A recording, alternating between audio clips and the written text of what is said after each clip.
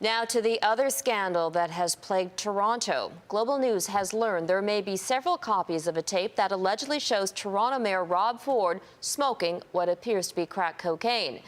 Adding to the intrigue, a source now says Toronto police knew about the video before it became public. All of this being revealed on a day when police made a major drug raid, raising more questions. Here's Mike Drolet. Targeting guns and gangs, 42 police tactical teams simultaneously executed 39 search warrants in Toronto and Windsor, bashing down doors, throwing flashbang grenades, and leaving with a haul of 40 guns, 28 arrests, and $3 million in narcotics. Police have been working for the last year on Project Traveller with the goal of disrupting the flow of guns into Canada. But residents believe there's also a connection to Toronto's embattled mayor. They did not tell me anything. All they told me was it's not only your unit, it's the whole building, and this is happening because of Rob Ford. One of the buildings raided is reportedly the location drug dealers hid an alleged video showing Toronto's mayor smoking what appears to be crack cocaine. Ford has denied he smokes crack.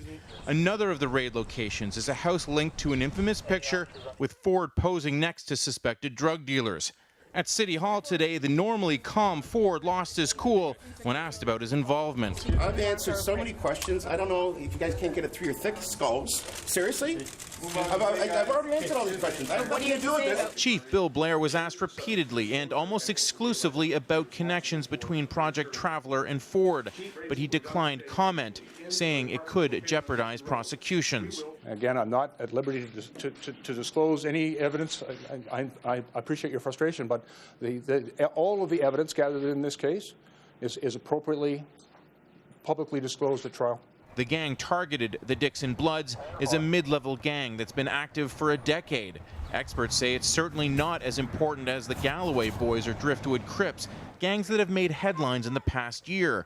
Yet Blair said the operation ranked as one of the most important Toronto police have conducted. This one, to me, when I woke up and saw the news, the first thing I thought is, like, what is the connection? Because I would argue that there are greater threat groups in the city of Toronto in terms of street gangs who are moving more drugs, more guns than this particular crew.